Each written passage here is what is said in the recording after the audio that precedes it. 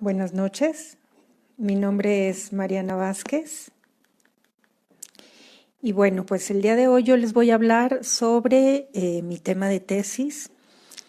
Actualmente yo estoy cursando la maestría en Derechos Humanos en la Universidad de San Luis Potosí, en la Autónoma, en el posgrado de Derecho y bueno, pues actualmente estoy becada por CONACYT y prácticamente es una beca en la que CONACYT, al momento en que uno entra a esta maestría, pues automáticamente es uno y una becada por CONACYT. Entonces, estoy ya por terminar la maestría y pues les voy a hablar sobre mi tema de tesis, que es sobre la despenalización del aborto, del proceso de despenalización del aborto aquí en San Luis Potosí.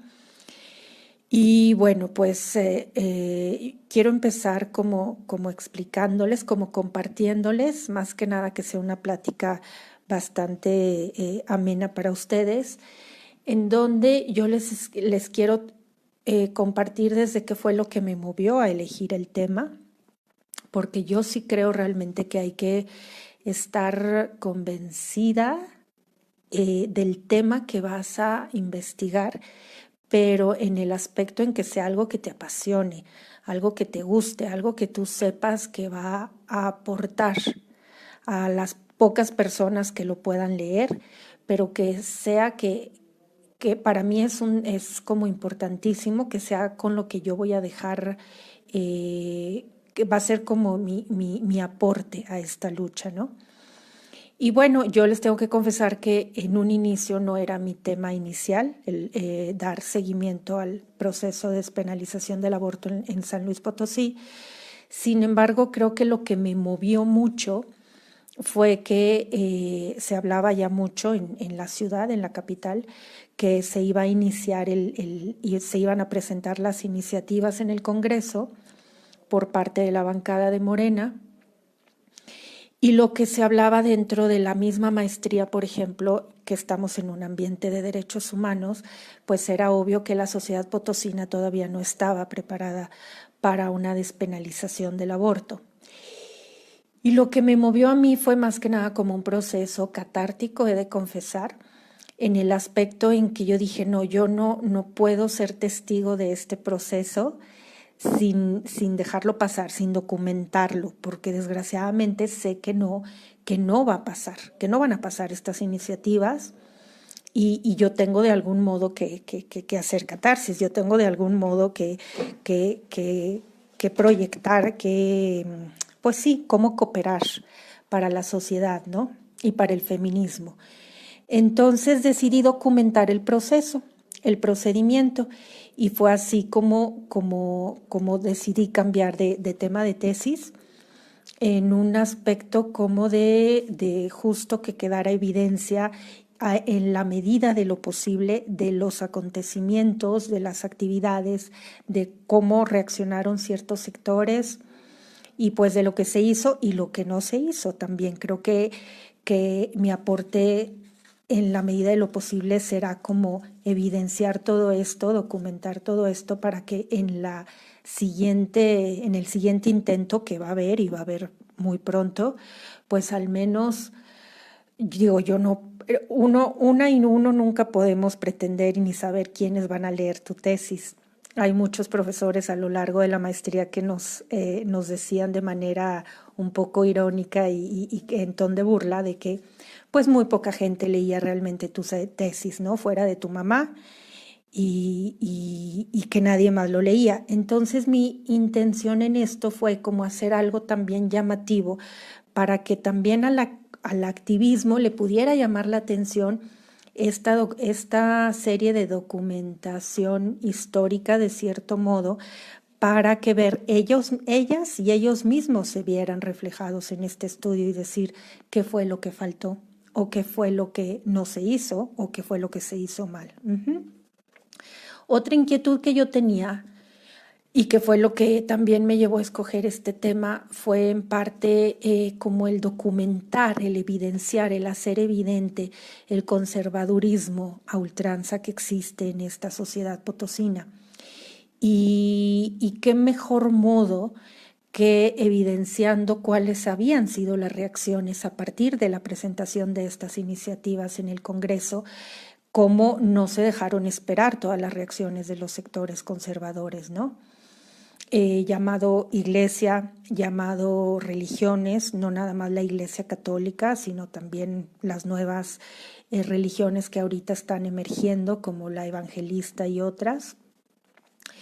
El Partido Acción Nacional, que jugó un papel primordial en este proceso, en contra, obviamente, y pues la misma sociedad per se potosina conservadora, ¿no? Entonces, para mí también era muy importante como evidenciar y como desenmascarar también, tratar de, en la medida de lo posible, tratar de averiguar qué es lo que lleva a que una sociedad durante siglos ha sido conservadora, pero que todavía en pleno siglo XXI se resiste a cambiar y sigue en este proceso, en este contexto muy, muy, muy conservador, ¿no? Entonces, bueno, para ser sincera y honesta, pues el método como que no lo tenía tampoco muy claro.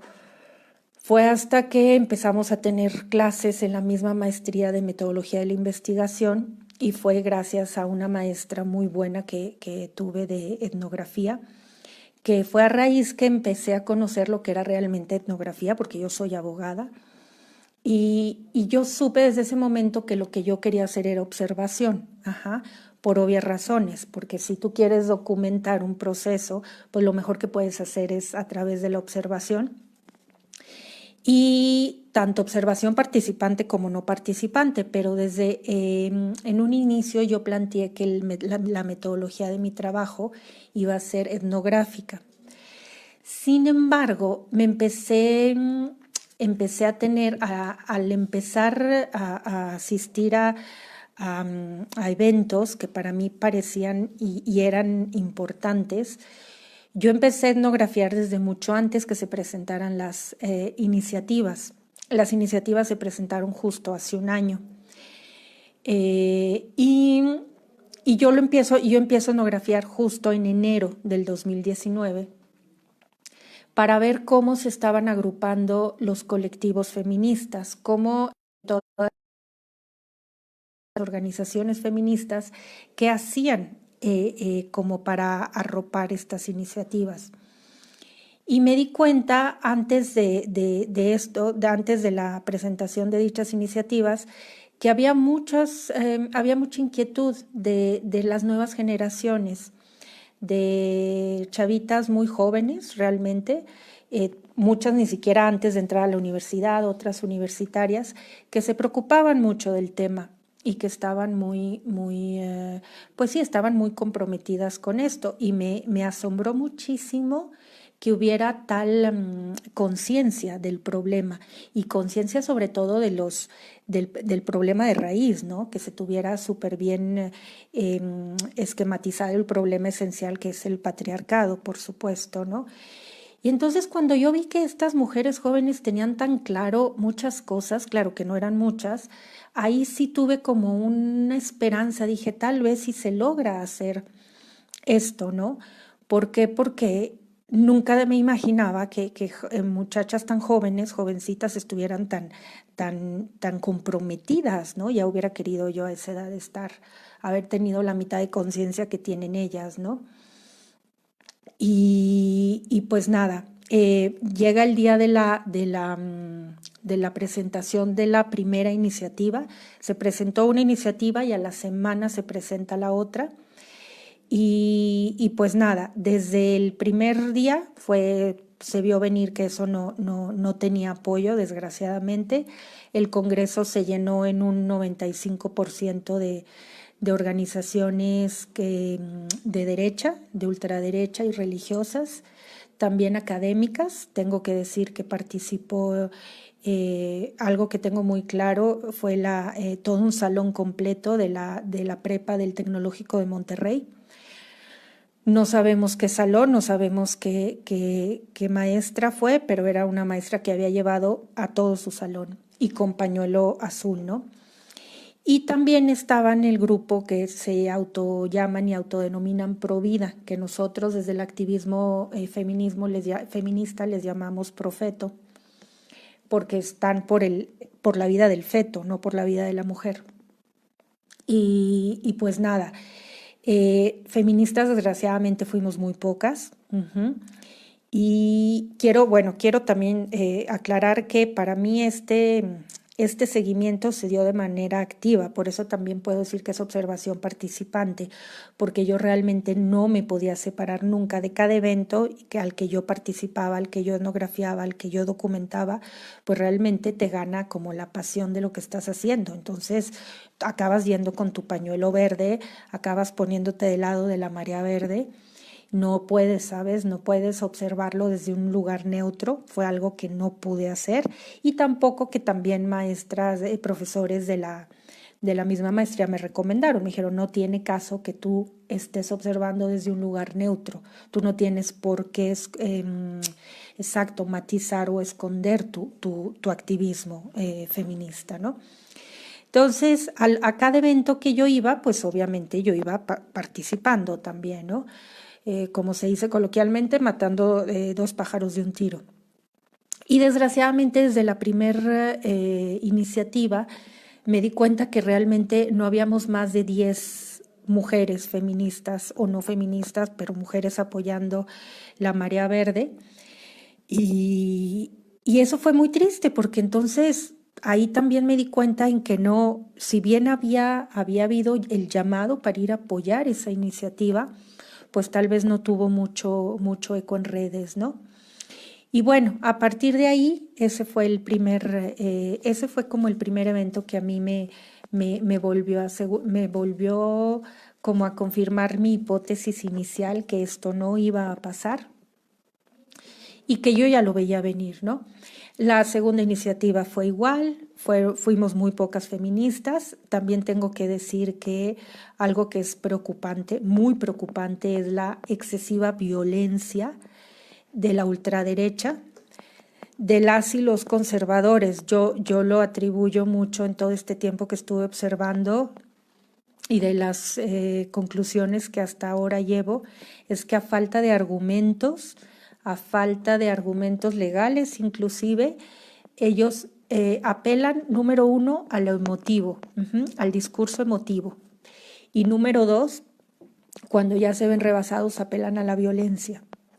Y era bien interesante porque esa violencia en la mayoría de las veces, si no es que todas, venía por parte de los hombres, ¿sí? Hombres agrediendo a mujeres. El discurso que maneja la derecha siempre en este tipo de eventos es sí a la vida, y les da por gritar a las mujeres activistas, les da por gritarnos asesinas, lo cual pues también es muy fuerte, ¿no? Debido a que uno va presentando estas iniciativas para justamente que no sigan muriendo más mujeres. Y lo irónico es que te encuentras con este grupo de derecha y de conservadores y ultrarreligiosos fanáticos gritándote asesina, ¿no? Bueno, entonces, a partir de ahí, pues sabemos que la tarea va a ser difícil y me dedico a seguir etnografiando tanto reacciones de la sociedad como eventos que pasaron, que sucedieron, que también fueron muy importantes y marcaron mucho, iban marcando la dirección de este proceso, como que lo iban haciendo, eso, cada evento te daba pistas de cómo se iba a ir desarrollando el proceso, fue como iba de la mano, no sé si me explico, ¿no?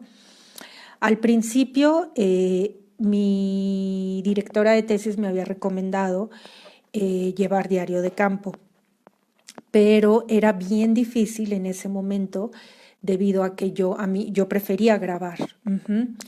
Y solo apuntaba cosas como muy emblemáticas, pero dentro en ese momento te gana la pasión, te gana el enojo, te gana la emoción. Entonces al final lo único lo que pude confiar siempre pues era en los aparatos electrónicos, que yo sabía que así yo estuviera como estuviera, en qué estado emocional estuviera, pues la cámara iba a seguir grabando, el micrófono iba a seguir grabando, ¿no? Entonces ahí es cuando me di cuenta, hubo un momento en el que me doy cuenta en que yo ya no podía, yo no podía seguir con una metodología etnográfica en la tesis, puesto que yo no me estaba apoyando en un diario de campo, honestamente. ¿Cuáles fueron mis elementos, mis herramientas en ese momento?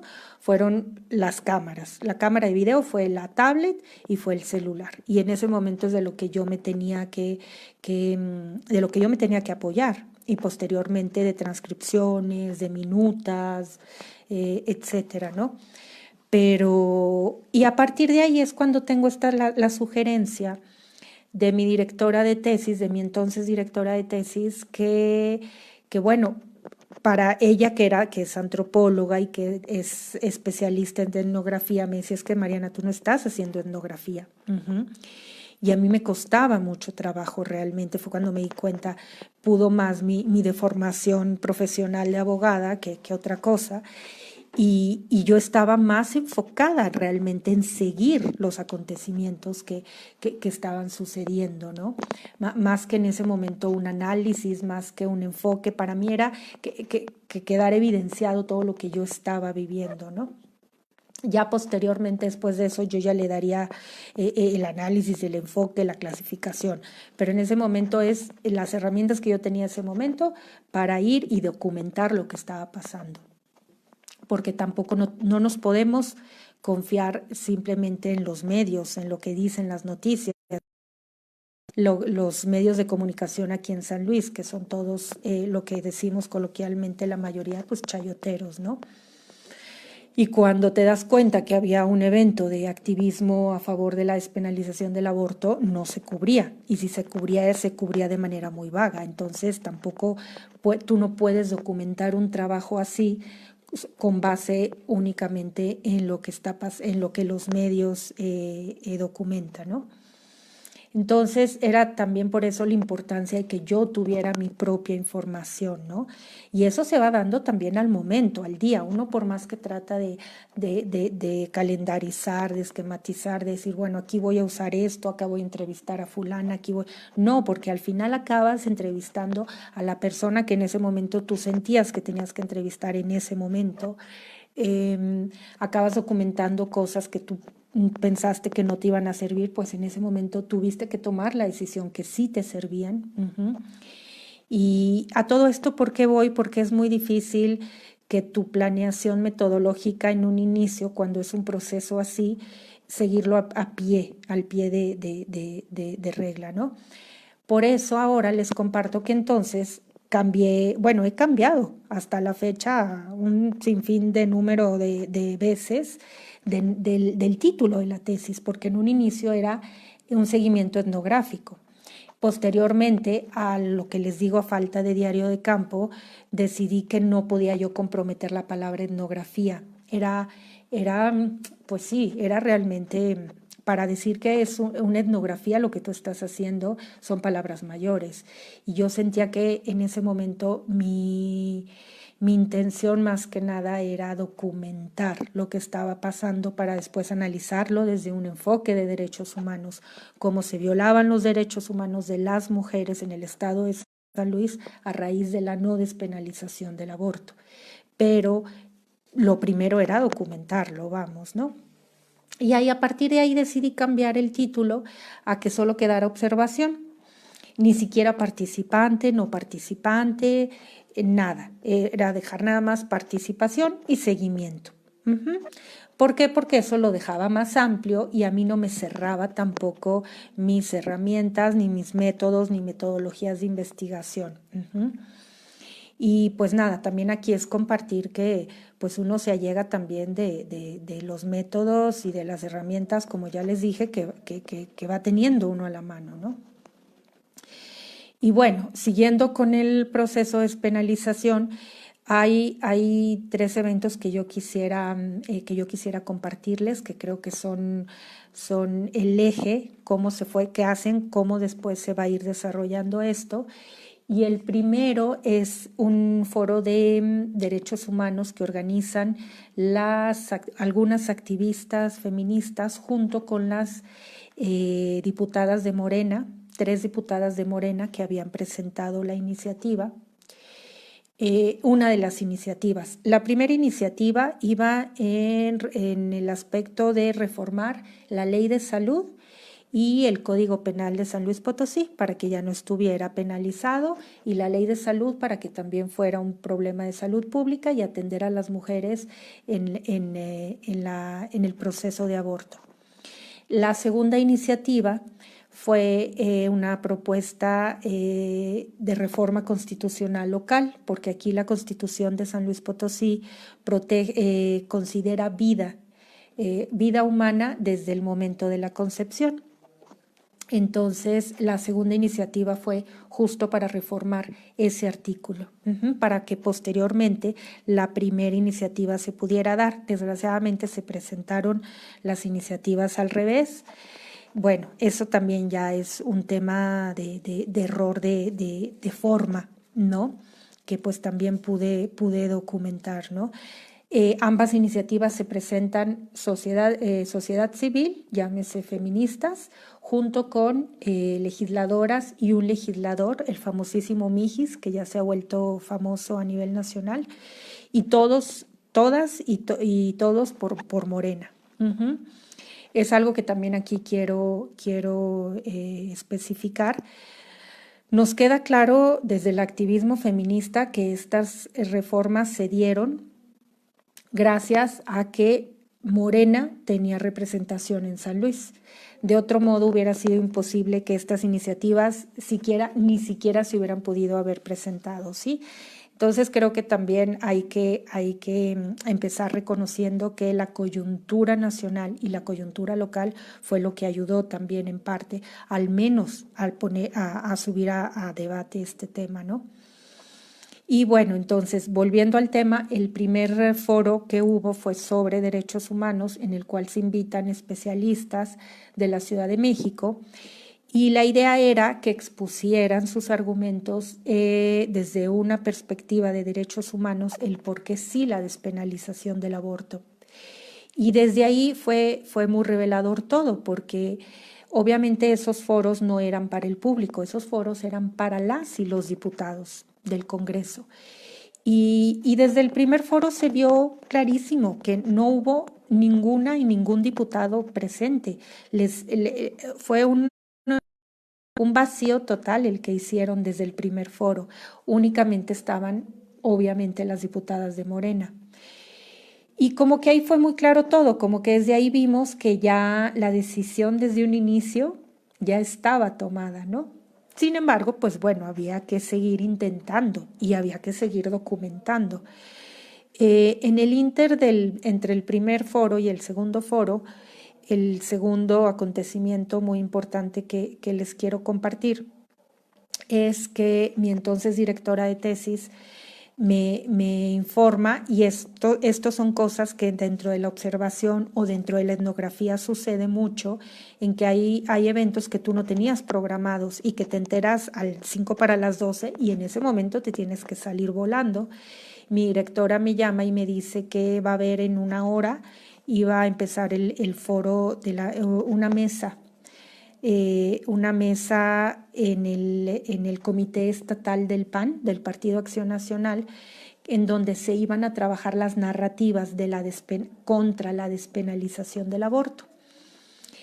Y entonces me dice, vamos, y fue de tomar la decisión y decir, pues vamos, ¿no? Obviamente, pues uno va con miedo a que San Luis es muy chico y la gente te conoce. Entonces mi miedo era, ella no, porque ella es de la Ciudad de México, pero mi miedo era que a mí me reconocieran y que supieran que pues yo nunca he sido panista, he sido antipanista toda mi vida, y yo dije, bueno, pues aquí corro el riesgo inclusive pues que a ver qué pasa, ¿no?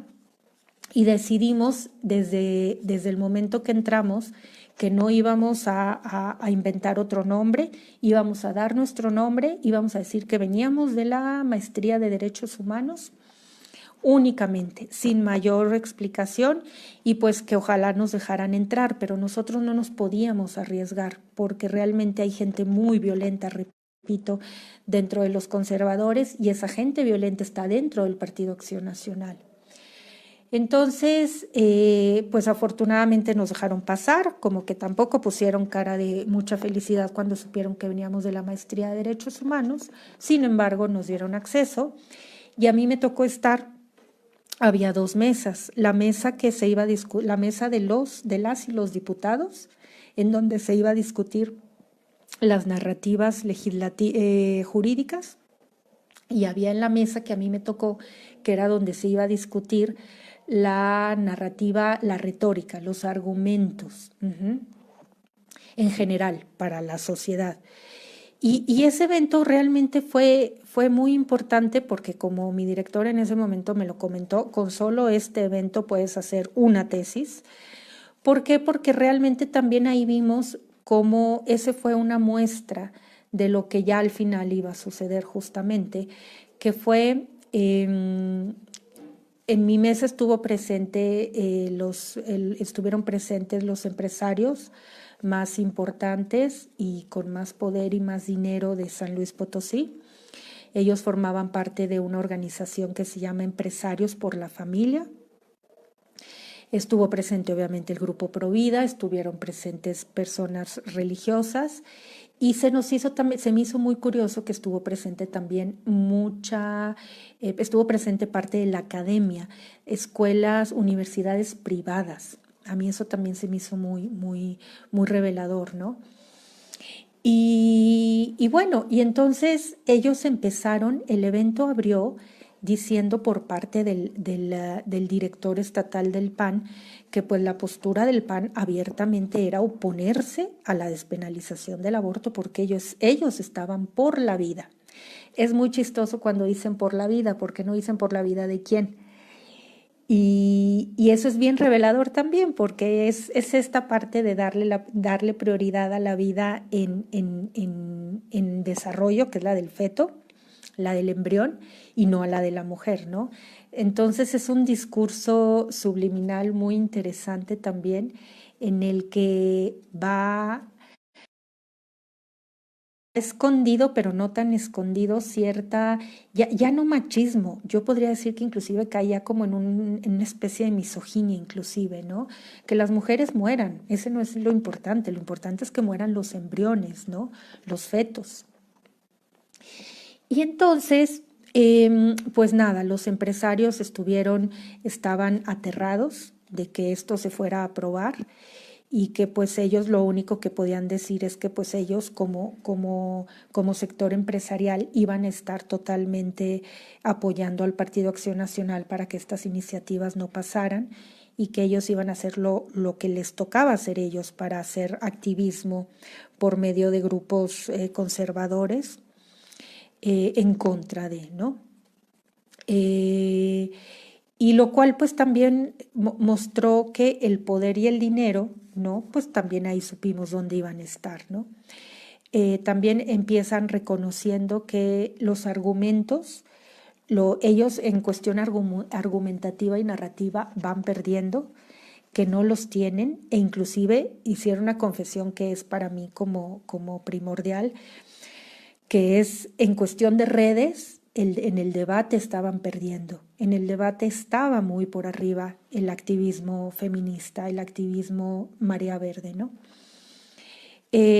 Algo que se me olvidó especificar fue que a estas mesas realmente íbamos muy nerviosas, mi exdirectora de tesis y yo, por lo tanto no me arriesgué a filmar, ni a sacar el celular, ni a llevar nada. Fue simplemente, ahí sí apunté todo, y ahí sí, para que vean, fue un diario de campo muy extenso, y todo tuvo que ser apuntado porque no nos podíamos arriesgar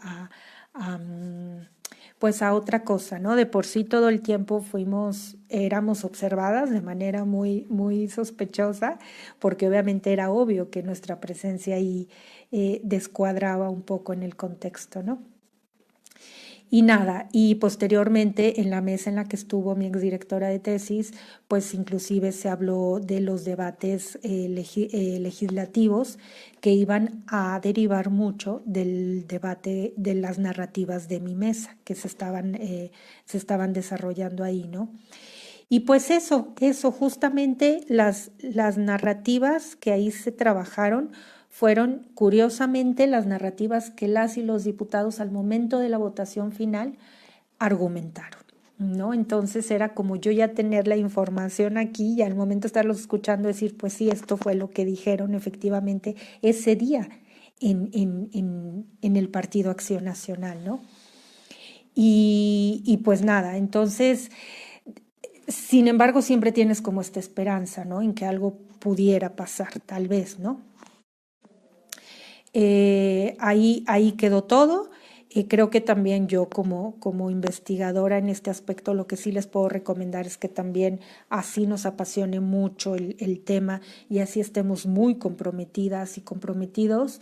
Creo que también siempre hay que cuidar la integridad física de uno, ¿no? Si de por sí ya emocionalmente eso nos pega mucho, porque a mí me pegaba ver los argumentos que manejaban, no tienen argumentos, entonces al momento que no lo tienen transgiversan todo, toman instrumentos internacionales a modo, lo interpretan a modo realmente, ¿no? Y trastornan toda la narrativa de derechos humanos, ¿no?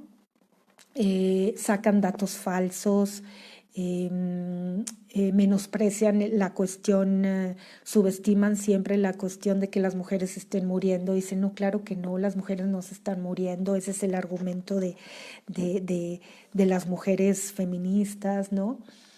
Y lo curioso es que no te presentan en ningún momento de todo este proceso, pude documentar que presentaran alguna evidencia, algún dato sustentado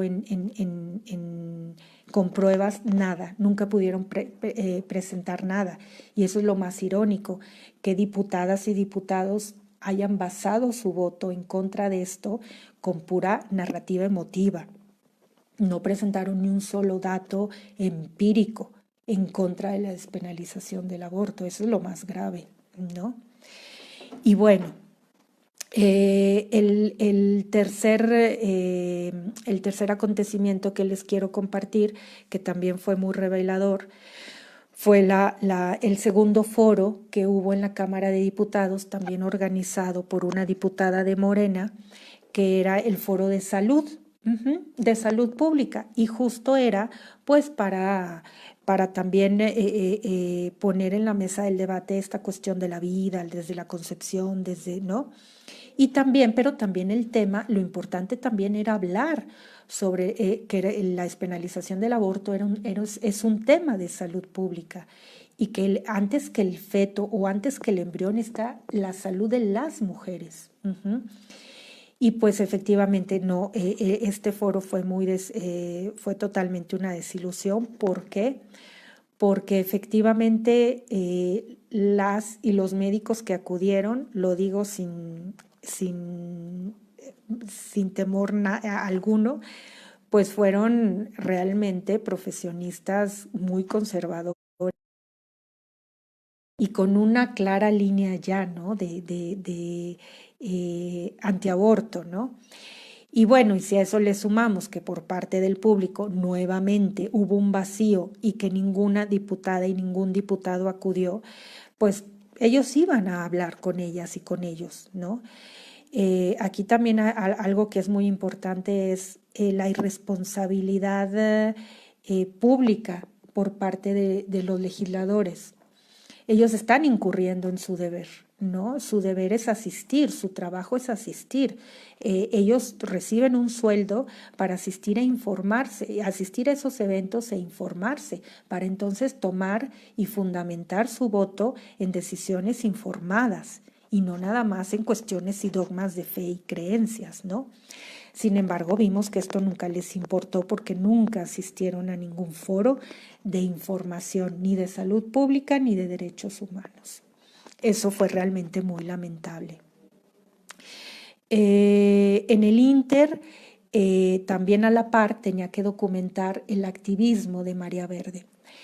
Por un lado, ahorita les platiqué los acontecimientos importantes por parte del Congreso del Estado y posteriormente a mí me tocaba también ir a todo lo que yo me enterara, ¿verdad?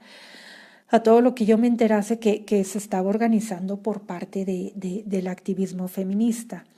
Y hubo, para resumirles un poco la actividad, se fue formando poco a poco el movimiento de Marea Verde San Luis Potosí, no estaba formado. El día que se formó fue algo muy padre, muy bonito, muy emotivo. Nos juntamos mujeres en su mayoría de la ciudad de San Luis Potosí y de todos los sectores, ¿no? Y estuvo muy padre, muy bonito, de todas las edades. Fuimos muchísimas, fuimos alrededor de 200 mujeres, cosa que jamás pensamos, yo jamás pensé que eso iba a suceder. Y ahí nos dimos cuenta que realmente se podía hacer algo y que realmente podíamos sumar más gente y en un momento dado hasta podíamos lograr que estas iniciativas pasaran. Curiosamente fue el único evento que se organizó en el que se logró juntar a todas esas mujeres. Nunca más se volvió a organizar un evento así. A partir de ahí salieron comisiones de trabajo. Desgraciadamente nunca trabajaron esas comisiones. La comisión, para mí la más importante era la comisión de cabildeo legislativo, cosa que nunca sucedió. Nunca se cabildeó a ninguna y a ningún diputado.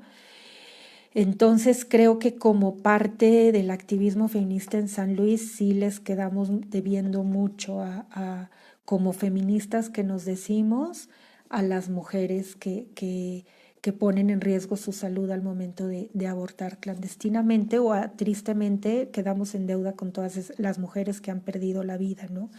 Porque no supimos organizarnos, no supimos, sobre todo, pues sí, no supimos coordinarnos, ¿no? Y eso, pues ahí está la evidencia, ¿no? Afortunadamente creo que los videos por sí solos hablan, ¿no? Y es muy triste porque paralelamente a esto tuve la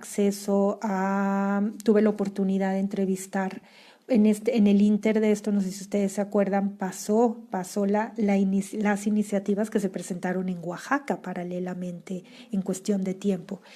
Y tengo la oportunidad de entrevistar vía telefónica a dos feministas que participaron activamente en el movimiento Marea Verde Oaxaca. Y fue muy revelador simplemente, ¿no? Fue desde ahí también saber que esto no iba a pasar nunca acá, estas iniciativas no iban a pasar porque no estábamos haciendo ni la mitad de lo que ellas empezaron a hacer desde un inicio, ¿no?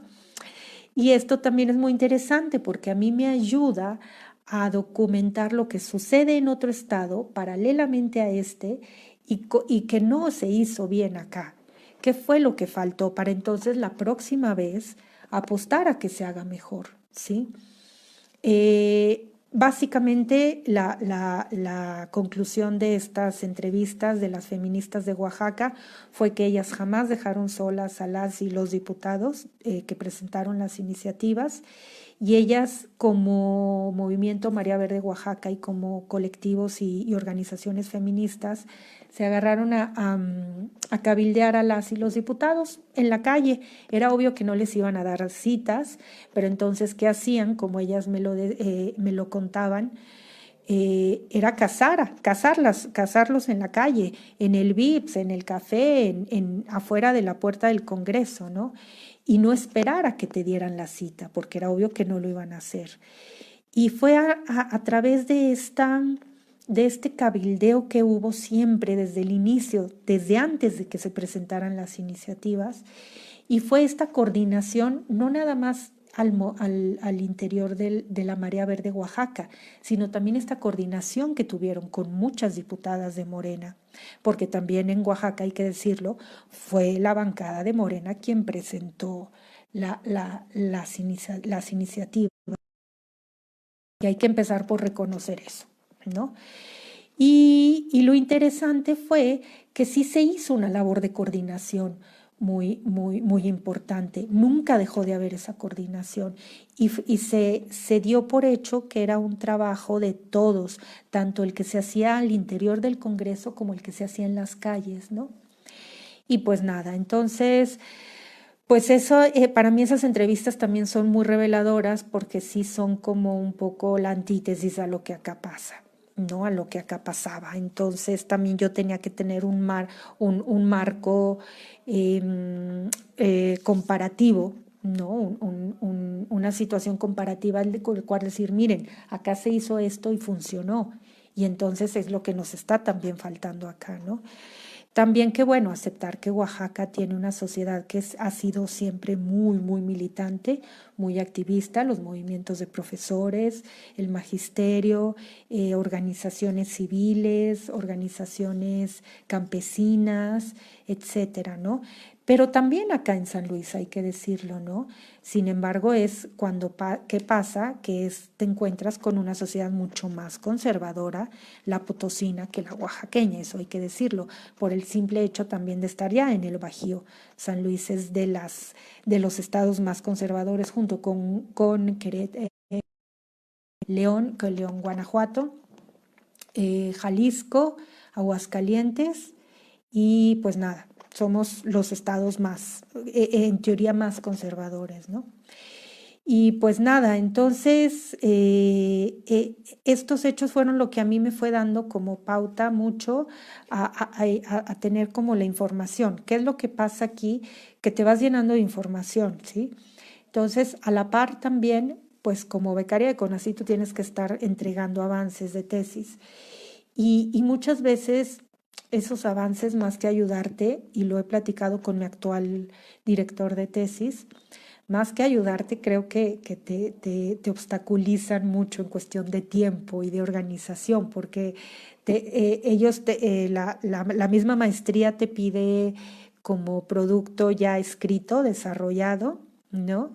Y cuando tú solo tienes información y solo tienes mapeos mentales de lo que tienes que hacer para obtener más información respecto a esto, para aumentarlo o para buscar el porqué de esto, ¿no?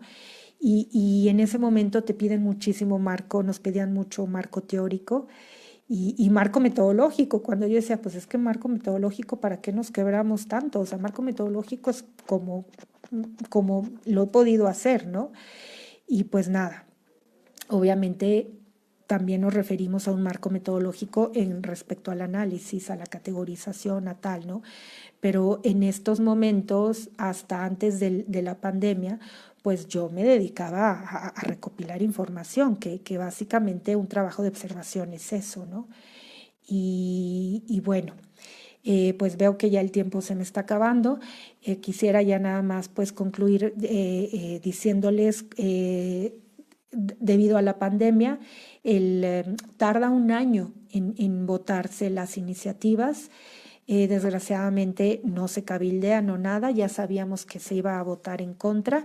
Ese día de la sesión de pleno se tuvo que hacer vía Zoom, lo cual también para mí fue mucho mejor porque yo ya tengo documentado vía YouTube, inclusive ustedes pueden ver si ustedes les interesan ver los argumentos tan de veras, tan penosos que las y los diputados, no nada más del PAN, sino ahí ya fueron ya todos. La narrativa y sus argumentos realmente son tan pobres que vale la pena verlo nada más como para darse cuenta del nivel de pobreza, ¿no? Que hay y de compromiso y de darle realmente la importancia al tema, porque también ahí se evidenció que había muchas y muchos diputados que no les importaba el tema en lo más mínimo, desgraciadamente, ¿no? Se votó, había ahí un dictamen ya en contra de las iniciativas y este dictamen pasó a favor en su mayoría. Eso significaba que no pasaban las iniciativas, era a favor de desechar las iniciativas. Y desgraciadamente al final pues solo votaron 4 diputados a favor en contra del dictamen que diga. Y pues nada, y hubo otras 3, 4 abstenciones y todos los demás fueron a favor de ese dictamen, o sea, de no despenalizar el aborto en el estado de San Luis Potosí.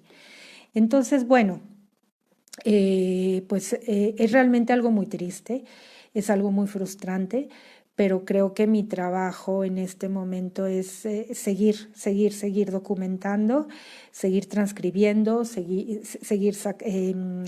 también hago mucho minutas porque hay cosas que siento que no tiene caso transcribir todo un evento completo cuando no hay necesidad, es solo pérdida de tiempo. Entonces, bueno, pues aprender cómo abstraer también, sí, como esta extracción de información únicamente importante, que es la que te va a seguir, la que te va a ayudar a seguir desarrollando tus ideas, ¿no? También aquí es muy importante decir que, bueno, que de las ideas iniciales que tú tienes, de tus preguntas, de tus hipótesis y tal, pues al final del día con estos procesos van cambiando, se van acomodando y van desapareciendo, se van agregando otras, y eso también es lo interesante, ¿no? El que sea un trabajo bastante accesible de modificar, ¿no? Y pues nada, esto es lo que yo les puedo compartir. Desgraciadamente también esta cuestión de la pandemia hace que pues en cuestión de entrevistas que también tenía yo pues planeado ejecutar en su momento, pues no sé si se vaya a poder, porque pues tengo a las y los diputados de Morena que sí me han dicho que sí, pero también me interesa tener entrevistas con otras con otras y otros diputados de otras fracciones partidistas, pero pues ahí va a estar más difícil. Entonces yo creo que pues bueno, esta pandemia nadie la esperábamos y pues hay que ir acomodando y trabajando pues con lo que uno va teniendo y con lo que va pudiendo pues documentar, ¿no? Y pues nada, hay que irse adaptando también a las nuevas circunstancias, y yo creo que ya con el material que tengo, pues ya me da entonces sí para empezar entonces a hacer ya a ir analizando los temas, ¿no? A sacar primero los temas más importantes que yo creo que son los que más me darían tema de desarrollo, de análisis, y posteriormente con eso pues elaborar ya el producto final. Y pues eso sería todo. Yo les dejo aquí mi enlace, donde me pueden encontrar por Facebook. Y pues nada, si de algo les puedo yo ayudar, pues aquí estamos. Y también son bienvenidas y bienvenidos los comentarios, las sugerencias, todo, ¿no? Y pues nada, pues me despido. Para mí fue un gusto haber participado con ustedes en esta sesión. Agradezco mucho a Cristian por haberme invitado y espero que les haya sido de utilidad y haber sido lo más concreta y clara posible. Y pues me despido, les deseo buenas noches a todas y a todos. Y solo me queda decir que, pues bueno, será ley. Algún día será ley, y mi lema preferido en esta lucha es: ¿la maternidad será deseada o no será? Muchas gracias.